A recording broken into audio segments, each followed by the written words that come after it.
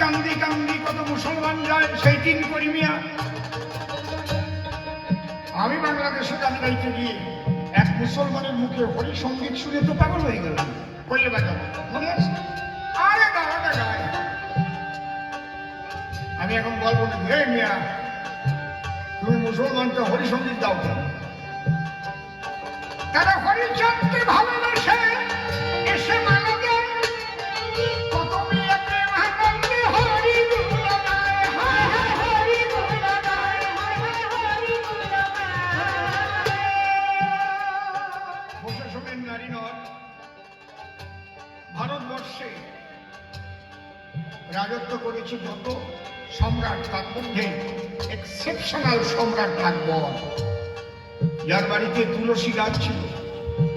সমস্ত ধর্মের মানুষের কথা বলার একটা জায়গা ছিল, তার নাম দ্বীন ইলাহি। সম্রাট আকবর যদি কৃষ্ণকে ভালোবাসে, তোমার অসুবিধাটা কি? তুমি কমিউনাল কেন? আমি তো তার কাছে যাইনি। যদি কেউ ভালোবেসে এসে আমার গোবিন্দকে মালা পরায়, তাতে আপত্তি হওয়ার কথা নয়, তার বিনিময় তোমার কাছে দিবে না? তুমি আমাকে ঘরের মধ্যে আটকাইয়া দিয়ে হাত কামান নিয়া বললে কৃষ্ণ সহমীরা তোমারে দেব পোড়াইয়া, আগুন জেলে দিলে তুমি পোড়াইবার তরে,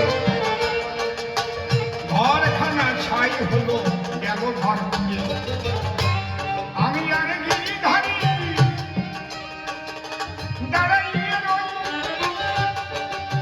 চেয়ে দেখলে যারে পোড়াবো সে পুরল কই,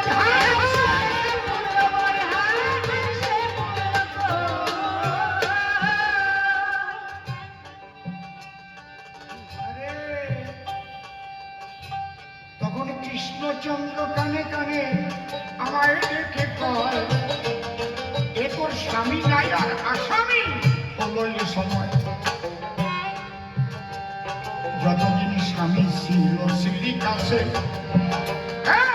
বলে অন্তর্যামী, তোকে মেরে ফেলতে চাইল, হইল আসামি। আসামির ঘর তুই করবি কি কারণ? কৃষ্ণ বলে চল না এবার মধুর বৃন্দাবন,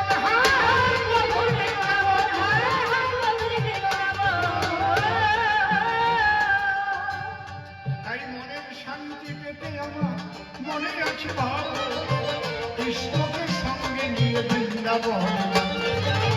যে কটা দিন থাকবো আমি থাকবো বৃন্দাবনে, কৃষ্ণ কথা আলাপন হবে সাধু জনার সনে। তোমার মতো আসামির ঘর আমি করবো কি কারণ? সেই বৃন্দাবনে হাঁটায় আমি দেখেছি এখন,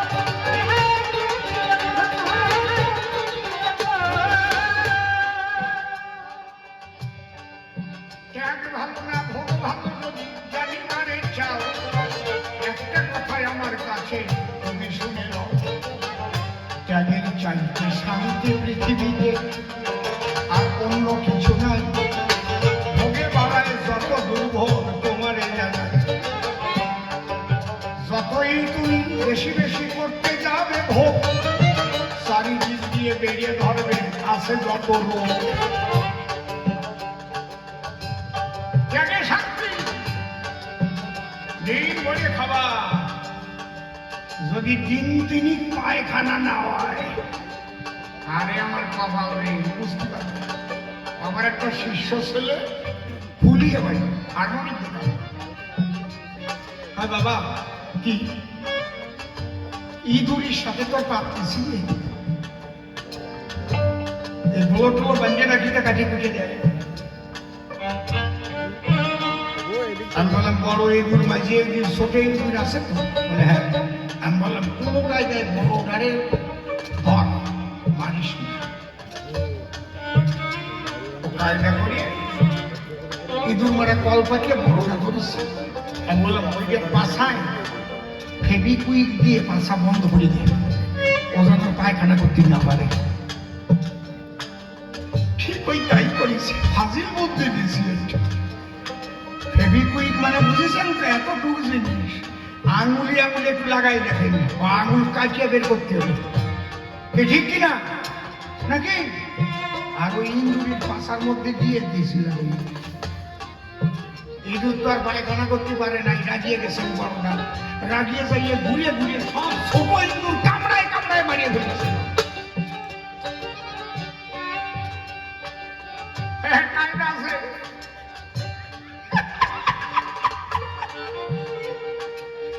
ওই কয়টা কামড়ায় মারিয়ে তারপরে নিজে বলেছি কট্টা হয়ে রয়েছে। খালি এক ফেভিকল, ওই যে কি ফেভিকুইক কাজ হয়ে গেছে কুইক। তুমি মনে করো খাইয়া খাইয়া ভোগ করলে খাও, মাছ খাও, মাংস খাও, সব খাও, ত্যাগ করলে না, পায়খানার করলে না, ওই ইন্দুর মারা কলের মতো হবে তোমার। ঠিক বলছি না নাকি? এই জন্য ত্যাগে হচ্ছে শান্তি।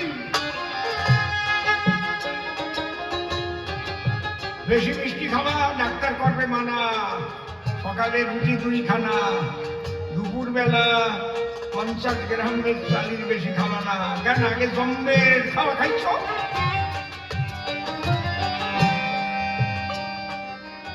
সামনে দিলি তো আর বলো নাই যে খাবো না। আমার গুরুদেব আমারে 2টো ব্যায়াম শিখাই দিয়েছে, ভালো থাকবে। কি ব্যায়াম? মিষ্টি জিনিস সামনে আসলে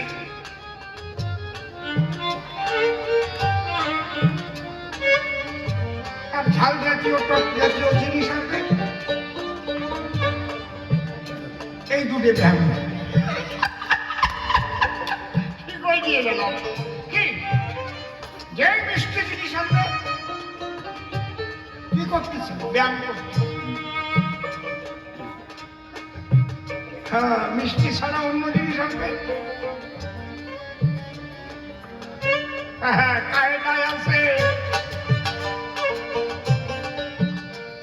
এই ভোগের ঘরে রোগের সৃষ্টি,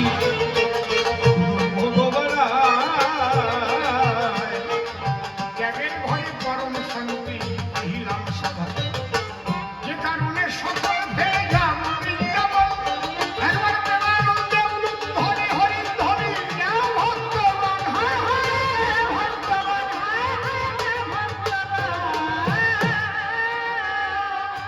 এরপরে নানা কুম্ভ সভাতে আসিবে, সেই এসে সভা পাশে তার কথা কবে। আচ্ছা, আমি একটা কথা কব, সময় কব থাক। একটা ভদ্রলোকের ওজন 37 কেজি, পূর্ণবয়স্ক। ওই 8 মাসে জন্ম নিয়েছিল তো, অপুষ্টি অবস্থায়। ও আর পরে নাই, 8 মাসে তার তুলোর মধ্যে রাখে রাখে মানুষ করেছে। কিন্তু ও বিয়ে করেছে, ওর বাড়ি আবার গাইডো আছে, বউটা দুধ মাখন খাইয়ে খাইয়ে 1 কুইন্টাল 20 কেজি হয়েছে। না না, তোমাকে কোনো গ্রামের কথা না, এটা আমার গল্পের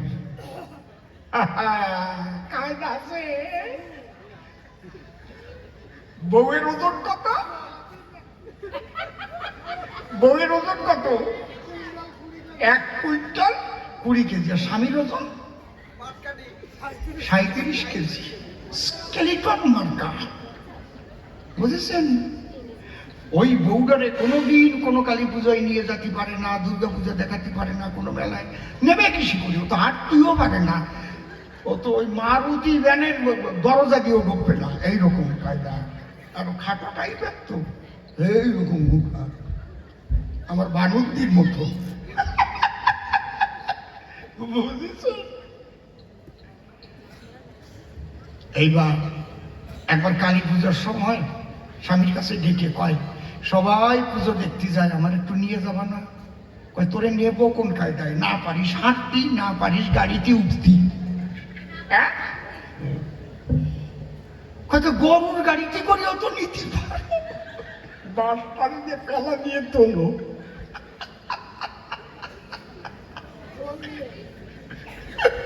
দরকার হয় তোকে জন কিনে আনো। আমার না সব বাজে কথা ভালো লাগে না, আমার লজ্জা করে। কেমন ওই জিনিস গরুর গাড়িতে তুলিছি, হ্যাঁ, জোন টোন দিয়ে তুলিছি। কালী পুজো দেখতে গেছে, মা কালী দরজায় নিয়ে দাঁড় করাইছে। ওকে ওটা কিসের পুজো দেখেনি তো কোনদিন? কালী পুজো। তার মানে তলায় কেডা আর উপরে কেডা? ওই তলায় শিব, উপরে কালী। ওদের সম্পর্ক কি? স্বামী স্ত্রী। হায় হায়, তো স্বামীকে ওইভাবে পাঠাচ্ছে খালি খালি। ওই জন্যই তো কালী বলবো না পুজো খায়। বুঝবা না কিছু না, ওই জন্য নিয়ে আসতে চাই না। বউটা মনে মনে ভাবতেছে আজকে আমি বাড়ি যাবো, আমিও ওইভাবে পাড়াইয়ে তারপরে পুজো খাবো। হায় কপাল, 1 কুইন্টাল 20 কেজি। ওর দ্বারে তো স্বামী একটা ছোট্ট বেশি।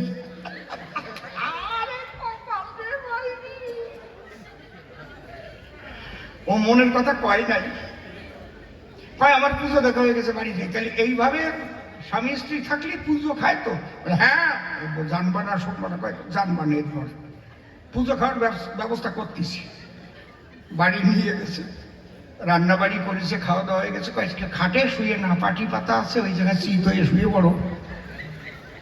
আর একটা কলকে আছে, ওই কলকেটা হাতে নাও। আর 2 ফুলের মালা গাঁথিছে, ওইকে মালায় নাও, বুঝেছ? নাও। বউ কইছে, ওইভাবে শীত হয়ে শুয়ে পড়েছে। আর ও ঘরে যাইয়ে কালী তো ল্যাংটা,